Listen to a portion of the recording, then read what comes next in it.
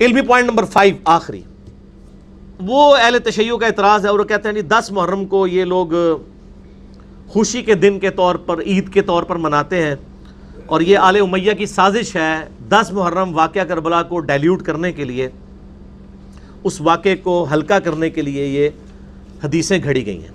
تو پنجتن پاک کی نسبت سے 5 جواب میں دیتا ہوں اس اعتراض کے بھی۔ جواب نمبر 1، اگر ہم اسے عید اس طریقے سے مانتے ہوتے جیسے عید ہوتی ہے تو عید کے دن روزہ ہوتا ہے؟ مسلمانوں کی عید میں تو روزہ نہیں ہوتا۔ یہ عید اس حوالے سے نہیں، یہ بار بار لوٹ کے آنے والا دن ہے، اور بخاری مسلم میں الفاظ ہیں شکرانے کے طور پہ نبی علیہ السلام نے اسے تعلیم فرمایا۔ عید کا لفظ نبی صلی اللہ علیہ وآلہ وسلم نے اس دن کے لیے نہیں بولا، وہ یہودی بولتے تھے، لیکن روزہ ہے اس کے اندر، لہٰذا مسلمانوں کے ساتھ اس حوالے سے کوئی بحث نہیں کی جا سکتی۔ اگر عید ہوتی تو کھانا پینے کا کام کرتے، روزہ تو نہ رکھتے۔ اور یہودیوں نے بھی اس لیے کہ موسیٰ علیہ السلام کو نجات دی گئی، جو میں نے بخاری مسلم سے احادیث بیان کی ہیں، اور یہ ایام اللہ میں سے ہے جو سورہ ابراہیم میں آیا نا، وَذَكِّرْهُمْ بِأَيَّامِ اللَّهِ، اے موسیٰ ان کو اللہ کے بڑے بڑے جو فیصلے کے دن ہیں ان سے ڈر سناؤ۔ اللہ کے بڑے بڑے فیصلے جو ہیں وہ 10 محرم عاشورہ کے دن ہوئے۔ آدم علیہ السلام کی توبہ قبول ہوئی، نوح علیہ السلام کی کشتی جو ہے وہ کنارے لگی، یونس علیہ السلام مچھلی کے پیٹ سے آزاد ہوئے، قوم سمود کو برباد کیا گیا، ابراہیم علیہ السلام کو آتش نمرود سے نجات ملی، اسی طریقے سے موسیٰ علیہ السلام کا ذکر تو بخاری مسلم میں ہے کہ فرعون کو ڈبویا گیا۔ تو یہ ایام اللہ میں سے تھا۔ جواب نمبر 2، یقیناً 10 محرم عاشورہ 61 ہجری کا جو واقعہ ہے، اس کی وجہ سے پوری امت غمناک ہے، ہم اس واقعے سے تو کوئی انکار نہیں کرتے، لیکن اس غم کی وجہ سے موسیٰ علیہ السلام کی جو وہ والی فضیلت ہے شکرانے والی، وہ ڈائلیوٹ نہیں ہوتی ہے، اس لیے کہ اگر ایک واقعے سے دوسرے واقعے کو ڈائلیوٹ کیا جائے تو میں اس میں الزامی اور پھکی والا جواب دیتا ہوں کہ حضرت حسین علیہ السلام کی شہادت سے بڑھ کر جو سانحہ ہے وہ مولا علی کی شہادت ہے۔ وہ کب ہوئی ہے؟ 21 رمضان کو۔ تو اب کیا ہم 21 رمضان کو غم کے طور پر مانتے ہوئے کیا رمضان کی فضائل کا انکار کر دیں گے؟ کبھی نہیں کریں گے، وہ تو اپنی جگہ رہیں گے۔ البتہ ہمارے لیے تو دکھ کا دن ہے، اور مولا علی کی تو شہادت اس لیے بھی دکھ ہے اس حوالے سے کہ المستدرک للحاکم میں حدیث ہے، انٹرنیشنل نمبر کے مطابق 4679، سنن نسائی الکبریٰ میں بھی ہے 8538۔ امام حاکم نے بھی صحیح کہا، امام ذہبی نے بھی صحیح کہا مسلم کی شرط کے اوپر، شیخ البانی نے 1743 سلسلہ صحیحہ میں لیا، شیخ زبیر علی ظہیر صاحب کے اصول پہ بھی غلام مصطفیٰ ظہیر صاحب نے اس حدیث کو صحیح کہا ہے کہ سیدنا علی سے نبی علیہ السلام نے فرمایا، اے علی میں تمہیں 2 بدبخت نہ بتا دوں جو انسانیت کی تاریخ میں سب سے بڑے بدبخت ہیں۔ پہلا وہ شخص ہے جس نے قوم سمود کی اونٹنی کو قتل کیا تھا اور اس کی وجہ سے اللہ کا عذاب آ گیا تھا، اور دوسرا بدبخت وہ ہوگا جو میری امت میں ہوگا جو اے علی تمہیں قتل کرے گا، تمہارے سر پہ ایسی ضرب لگائے گا کہ تمہاری داڑھی جو ہے وہ سر کے خون سے رنگی جائے گی۔ یعنی جس طرح قوم سمود پہ عذاب آیا تھا نا اونٹنی کاٹنے کی وجہ سے، اس امت پہ بھی عذاب آیا حضرت علی کو قتل کرنے کی وجہ سے۔ یہ ریزیمبلنس آپ دیکھ لیں، اور واقعی اس کے بعد پھر امت کو وہ خلافت نصیب نہیں ہوئی دوبارہ، سوائے بیچ میں 2 سال عمر بن عبدالعزیز کے۔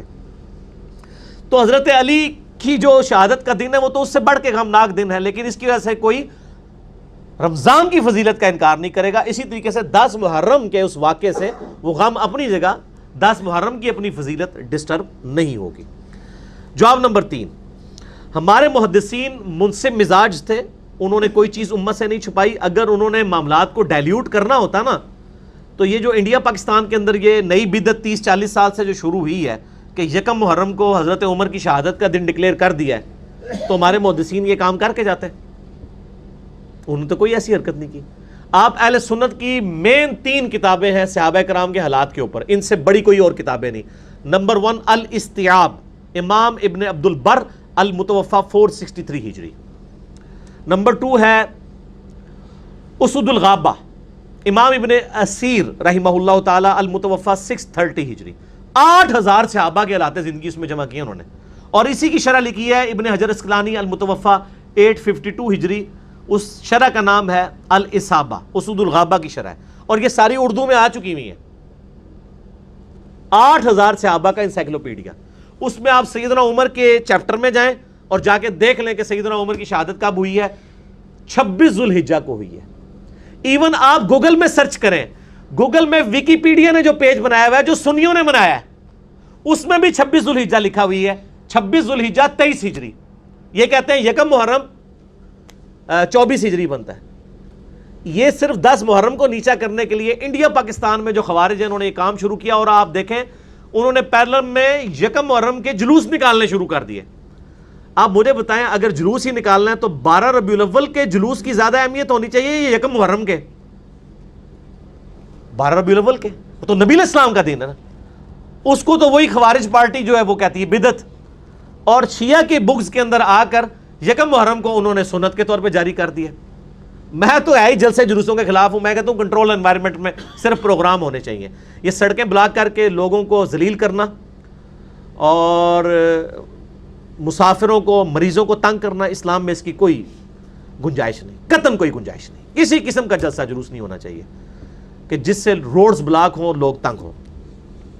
تو اہل سنت کے ائمہ نے یعنی یہ حرکت نہیں کی ہے. ایون ایک روایت تھی اس میں ابن اثیر نے نقل کی تھی اسد الغابہ میں کہ سیدنا عمر کو جب ہم دفنا کر فارغ ہوئے تو یکم محرم کا چاند اس رات کو نکلا تھا. وہ بھی یکم محرم نہیں بنتی، لیکن اس کے ساتھ ابن اثیر نے لکھا یہ روایت صحیح نہیں ہے. صحیح روایت یہ ہے کہ 26 کو ہوئی اور یکم محرم سے پہلے حضرت عثمان کی بیعت ہو چکی تھی. حضرت عثمان غنی رضی اللہ تعالیٰ عنہ خلیفہ راشد 23 ہجری میں ہی چنے جا چکے تھے، اور وہ آپ کو پتا 3 دن کے بعد چنے گئے تھے. 3 دن مشاورت ہوئی تھی. تو 26 ذوالحجہ والی بات بالکل ٹھیک ہے، آپ گوگل میں بھی جا کے سرچ کر لیں. تو یہ میرا تیسرا جواب تھا کہ اگر یہ 2 نمبری ہم نے کرنی ہوتی تو ہم مانتے. ہم تو ڈنکے کی چوٹ پہ کہہ رہے ہیں کہ یکم محرم سیدنا عمر فاروق رضی اللہ تعالیٰ عنہ علیہ السلام کا یوم شہادت نہیں ہے. جو بات صحیح ہے وہ ہم مانتے ہیں. باقی 10 محرم پہ تو اجماع امت ہے کہ سیدنا حسین کی شہادت ہوئی کربلا کے اندر 61 ہجری میں. جواب نمبر 4، میرے بھائیو، اہل حدیث اور اہل سنت یعنی انٹرچینجبل ورڈ استعمال ہوتے ہیں. اہل حدیث میں منہج کے اعتبار سے بات کروں، محدثین اپنے لیے اہل حدیث استعمال کرتے تھے، اہل سنت بھی. اہل سنت کے محدثین اگر اہل بیت سے بغض رکھتے ہوتے تو قتل حسین کا ذکر اپنی حدیث کی کتابوں میں نہ کرتے. میں درجنوں احادیث صرف بخاری اور مسلم سے زبانی بتا سکتا ہوں. ایک نمونے کے طور پر صحیح بخاری میں حسین علیہ السلام کے چیپٹر میں حدیث ہے انٹرنیشنل نمبر کے مطابق 3748. امام بخاری لے کے آئے کہ حسین علیہ السلام کا سر کاٹ کر تشت میں عبید اللہ ابن زیاد گورنر کوفہ یزید ابن معاویہ کا ان کے سامنے لا کر رکھا گیا. تو وہ اس کے ساتھ ان کے حسن کے بارے میں کوئی بات کرنے لگا تو انس ابن مالک رضی اللہ تعالیٰ عنہ پاس بیٹھے ہوئے تھے. انہوں نے کہا کہ حسین ابن علی نبی علیہ السلام کے سب سے زیادہ ہم شکل تھے. یہ بخاری میں حدیث ہے، تو پردہ تو کوئی نہیں ڈالا انہوں نے. اور اس حدیث میں امام بخاری نے حسین علیہ السلام لکھا ہے 3748. آپ جا کے اسلام 360 میں بھی دیکھ لیں، sunna.com میں، لیکن عربی میں دیکھیے گا. اردو مولوی وڑ گیا ہے انہیں رضی اللہ عنہ کرتا جے مولوی وڑ جائے تو انہوں کی شے کٹ سکتی ہے جیڑی مولوی جو نکلی ہوئی ہے. یعنی عرض کیا ہے کہ نہ میں وہابی نہ میں بابی، میں ہوں مسلم علمی کتابی. ٹھیک ہوگا جی. اور مسند احمد میں 2165 نمبر حدیث ہے. یعنی یہ تو حدیث اتنی زبردست یعنی تواتر کے ساتھ نقل ہوئی ہے ابن عباس کے کئی شاگردوں سے. شعیب ارنوت بھی سے صحیح کہتے ہیں. شیخ زبیر صاحب نے بھی نقل کی فضائل صحابہ میں کہ نبی علیہ السلام کی وفات کے 50 سال کے بعد ابن عباس نے دوپہر کے وقت ایک خواب دیکھا. انہوں نے نبی صلی اللہ علیہ وآلہ وسلم کو خواب میں دیکھا، صحابی نے. اور بخاری مسلم کی حدیث ہے جس نے خواب میں مجھے دیکھا اس نے مجھے کو دیکھا. صحابہ کو تو حضور کی شکل کا بھی پتہ تھا. ابن عباس کہتے ہیں میں نے دیکھا کہ آپ صلی اللہ علیہ وآلہ وسلم کے بال مبارک گرد آلود ہیں، پرانگدہ حالت ہے، کپڑوں پہ گرد ہے، ہاتھ میں خون کی شیشی ہے اور پریشان کھڑے ہیں. میں نے پوچھا اللہ کے نبی علیہ السلام آپ کو کس نے غمزدہ کیا، یہ آپ کی کیا حالت ہے؟ تو آپ نے فرمایا آج میں صبح سے حسین اور اس کے ساتھیوں کا خون سمیٹ رہا ہوں. یہ ایک تشبیہ تھی. خواب جو ہے ایک علادہ سے ایک محکمہ ہے، وہ میرا آپ کلپ دیکھ لیں، لاکھوں لوگ دیکھ چکے ہیں. خواب میں دیدار مصطفیٰ صلی اللہ علیہ وآلہ وسلم میں نے ڈیٹیل بتائی ہے. یہ نہیں ہوتا کہ یہ فزیکلی پرفارم ہوا ہوتا ہے، یہ ایک تمثیل دکھائی جاتی ہے. ابن عباس کہتے ہیں میں ڈر کے اٹھا، میں نے وہ تاریخ اور دن نوٹ کیا. ظاہر اس وقت انٹرنیٹ کا دور نہیں تھا، میڈیا کا دور نہیں تھا. کچھ عرصے کے بعد خبر ملی کہ اسی دن 10 محرم جمعے کے دن 61 ہجری میں حسین ابن علی اور ان کے ساتھیوں کو بے دردی کے ساتھ کربلا میں شہید کیا گیا. اللہ کی لعنت ہو، اللہ کے فرشتوں کی لعنت ہو اور تمام لعنت کرنے والوں کی لعنت ہو جنہوں نے اہل بیت کے ساتھ ظلم کیا. تو میرے بھائیو یہ اہل سنت کے محدثین نے اپنی حدیث کی کتابوں میں واقعات نقل کی ہیں، ان کو کوئی 10 محرم کے ساتھ چڑ نہیں تھی، وہ تو مطلب دوسرے اینڈ پہ کھڑے ہوئے تھے، ناسبیوں کے خلاف کھڑے ہوئے تھے، یزیدیوں کے خلاف کھڑے ہوئے تھے۔ 5واں نمبر جواب آخری، کہ اہل سنت کے محدثین نے تو اپنی حدیث کی کتابوں میں آل امیہ کو ننگا کیا ہے، بخاری اور مسلم کے اندر سب و شتم والی حدیثیں کہ حضرت معاویہ رضی اللہ تعالیٰ کے دور میں ممبروں پر مولا علی پر لعنت ہوتی تھی، صحیح مسلم کھول کے دیکھ لیں 6229 نمبر حدیث ہے، ابو تراب پر اللہ کی لعنت، لعن اللہ ابو تراب نعوذ باللہ۔ یہ سال ابن سعد السعدی کو بلا کر حکم دیا گیا آل مروان کی طرف سے کہ آ کے ممبر پہ حضرت علی پہ لعنت کرو، انہوں نے انکار کیا۔ یہ مسلم شریف یہ حدیث جو ہے وہ بیان کرتے ہیں، صحیح مسلم کے اندر امام مسلم، اگر ان کو 10 محرم سے بغض ہوتا کبھی یہ حدیث نقل کر سکتے تھے؟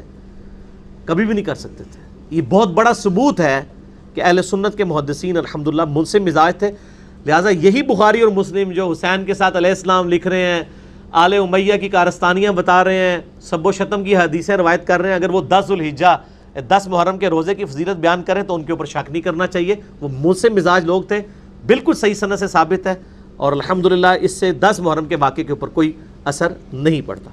باقی آپ کو ڈیٹیل دیکھنی ہے، میرا کچھ عرصہ پہلے لیکچر ریکارڈ ہوا، لاکھوں لوگوں نے دیکھا، رپلائی ٹو مولانا الیاس قادری آن حضرت معاویہ رضی اللہ تعالیٰ عنہ، اس میں نے کئی چیزیں بریلویوں کے ترجمے HD کیمرے میں دکھائے ہیں، بخاری مسلم نے کس طریقے سے آل امیہ کے دور میں جو کچھ برائیاں ہوتی تھی کھول کے بیان کی ہیں، لہٰذا ان کے بارے میں آپ تصور بھی نہ کریں کہ انہوں نے 10 محرم کو ڈائلیوٹ کرنے کے لیے کوئی اس طرح کی حدیثیں گھڑی ہیں، نعوذ باللہ من ذالک۔